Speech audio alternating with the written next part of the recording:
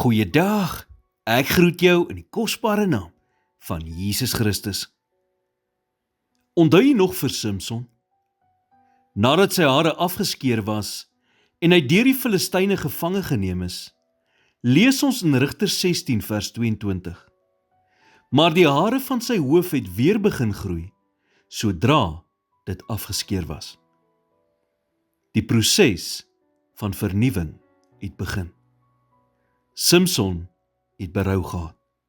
God het hom sy krag teruggegee en hy het sy lewe beëindig met 'n inspirerende daad van oorwinning. Miskien voel jy vandag asof jy so erg opgemors het in jou lewe dat dinge nooit weer vir jou in plek sal kom nie.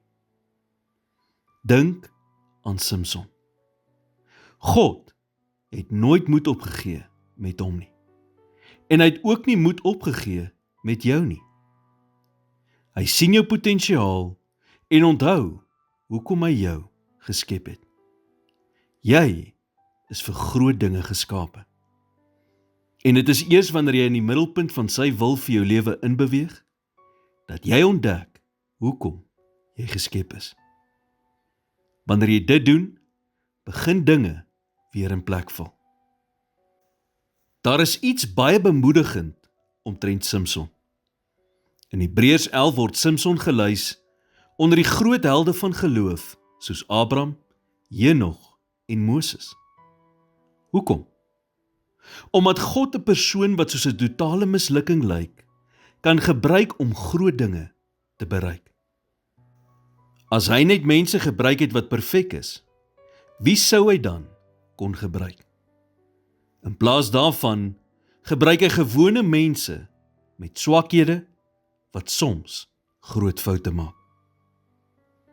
So wat moet jy doen as jy vandag 'n Samson is?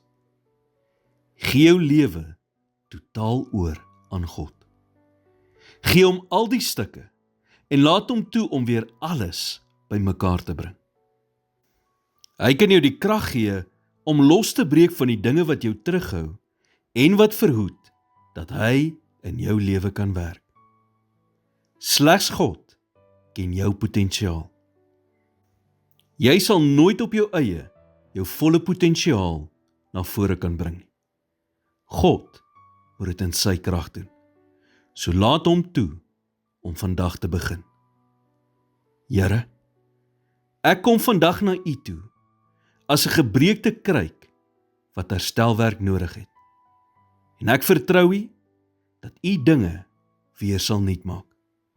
Ek vra U om alles te herstel wat die vyand gesteel het. My vrede, my vreugde, my gesondheid, my drome en ook my verhoudings. In Jesus naam bid ek dit. Amen.